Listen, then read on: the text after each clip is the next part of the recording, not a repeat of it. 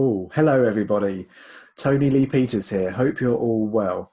I'm doing this video a little bit differently. Normally, I try to put out a couple of live videos on Facebook every week. I've done one on Monday. Today, I want to share something with you. I want to do like a little demonstration of a really cool exercise on how to prevent making the same kind of mistakes over and over again. But to be able to do that, I need to share my screen with you, or part of my screen, and I haven't quite worked out how to do that on Facebook Live yet. So although this video is being recorded live, it's not being broadcast live. Not that that really matters anyway. So yes, so today is all about how to prevent making the same kind of mistakes over and over again. I don't think I've said good morning to you. If I haven't, good morning. My name's Tony Lee Peters. Hope you're having a brilliant day so far. I'm very well, thank you for asking. Okay, so as I said, today's video is all about how to prevent yourself from making the same kind of mistakes over and over again. Now, this is an exercise that I like to call the Wheel of Destruction. So it's about identifying the different stages in each mistake that we make that goes around this wheel of destruction, and how we can take ourselves off this wheel safely to completely collapse the wheel and stop making the same kinds of mistakes over and over again. So part of this exercise is reflecting, self-reflection, and part of it is an actual exercise. And I'm providing the actual exercise, the exercise sheet for you. If you'd like a copy of that, just type the words "yes, please" in the comments below, and I will send it to you via Messenger, Facebook Messenger, within the next 24 hours. Okay, so let's get started. So the kind of mistakes that we're talking about, well, really, they're anything that you find that you're on a cycle of, like a cycle of destruction, or a cycle of making the same kind of mistake over and over again. So, for example, I used to always find that I would be late for everything. I'd be late for work, I'd be late for meetings, I'd be late for appointments with friends, or just catching up with friends. And that had quite a negative impact on my life, on my work, and on my social relationships. And I would always think to myself when I was late, how am I late again? Why does this keep happening? Or maybe in a relationship, I might be having the same kind of argument over and over and over again. And once I've walked out, I might think to myself, why am I in this place again? Why does this keep happening? For yourself, maybe you're having problems with money, and maybe at the end of every month, you're thinking to yourself, why haven't I got enough money again? I've done all these different things. I thought that I budgeted really well, but I've still got no money left at the end of the month. What's going on? Or maybe you find, and this is one of the big ones, is that you are falling in love with the same kind of person over and over again. And you just keep repeating the same kind of relationships, but with different people. So if any of that sounds like you, then this exercise will be perfect for you. It can really help you. Okay, so now I'm going to try and share my screen. Let's see if I can work this out. Here we go. Has that worked? Yes, okay. So this is the Wheel of Destruction. And this is pretty much, this is exactly what I will send to you.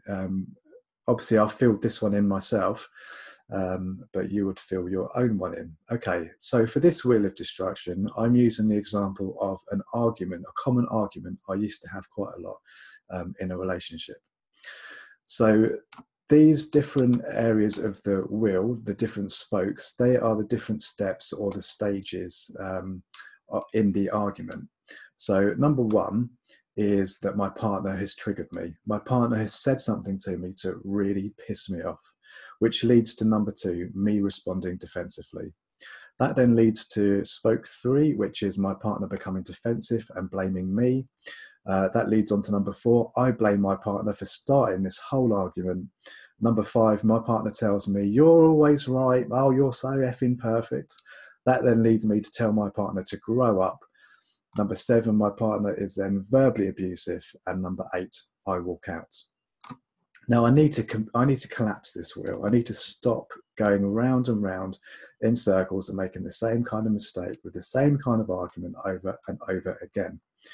So the idea is to look for a detour, look for a way off this wheel, a safe way off this wheel, which is going to collapse it.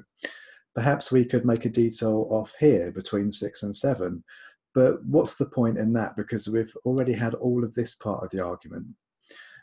So it could stand to reason that maybe we take ourselves off this wheel by not even starting the first step. But I can't control this first step because this first step comes from my partner. My partner has triggered me. So I cannot control my partner. We cannot control anybody else. What we can control is how we respond to other people.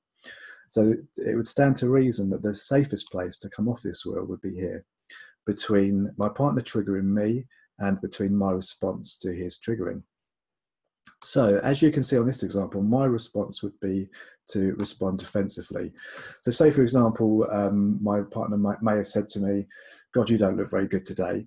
And I may have responded with something along the lines of, "Well, you can talk." Well, then that's going to lead to the whole argument.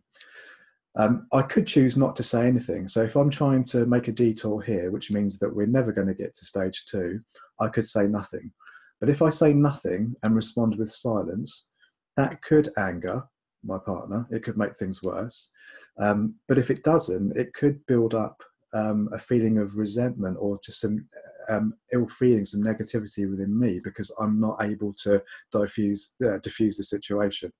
So instead, what I would respond with would be something along the lines of, so my partner has said to me, "God, you don't look very good today." I could respond with, "Yeah, yeah, I know. I didn't get much sleep last night. I'm feeling quite tired, actually."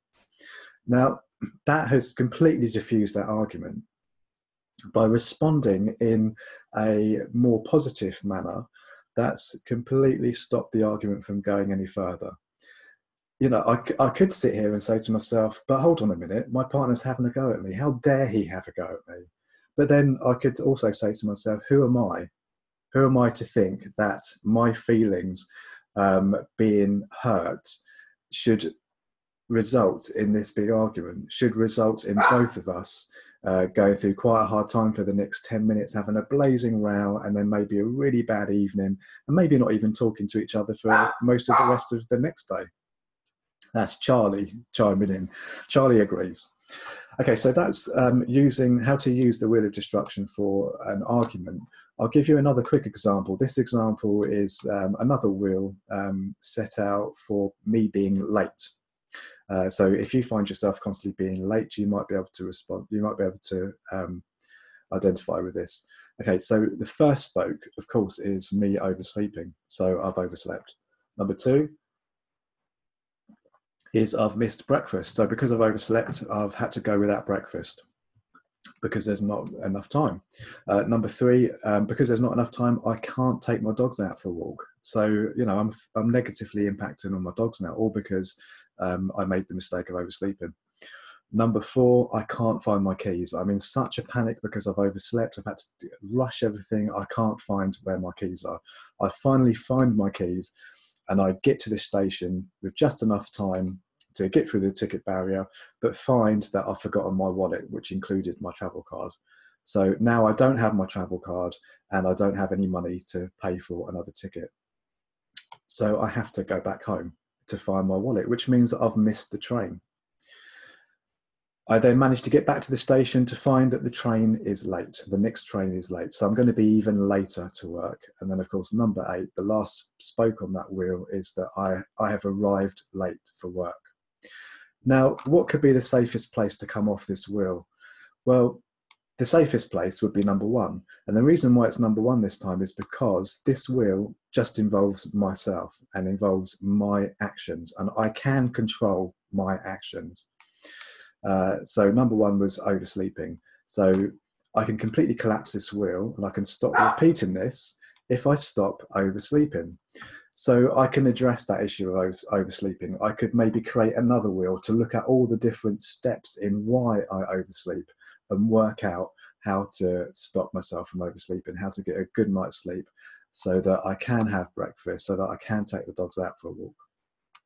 Another thing I can learn from this wheel of destruction is I can learn preparation. So for example, here, number 4, I can't find my keys. I could make sure that to stop myself from losing my keys, I can make sure that I put my keys somewhere in the same place every evening, so I know where they are in the morning. So there's no rushing around trying to find them. The same kind of thing for number 5. For number 5, for forgetting my wallet and my travel card. I can make sure that I put my wallet in my bag, or I can put it in the trouser pockets of the trousers I'm going to wear the next day, or in my jacket pocket. So there are different ways you can use these wheels, just really kind of like identify the different areas of the cycle that we keep repeating and find out what we can do to correct that. And that's all there is to it. It's just having a little bit of self-reflection and looking at the cycles that we keep repeating over and over again, laying them down on this wheel with these 8 different points, and then working out where we can get off this wheel, so where we can collapse this wheel. And as I said, on this example, it's number 1. And on the example with the argument, it was here. So if you would like your own copy of this Wheel of Destruction exercise and try this out for yourself, it's really insightful, it's really useful.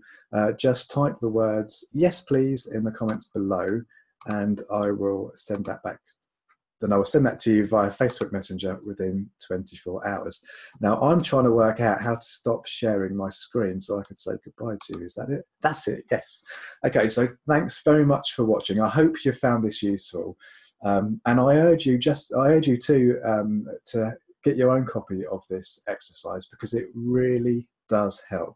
And if you do want a copy of this, and you're stuck on how you can apply your own cycle of negativity or your own Wheel of Destruction, how you can apply things to each step, then just get in touch with me, and I'll be more than happy to help you with that. It's something that's really helped me. It's something that I use with my clients and really helps my clients, and it can help you too. So thank you very much for watching. I hope you all have a really, really good day. And until next time, see you later. Bye-bye.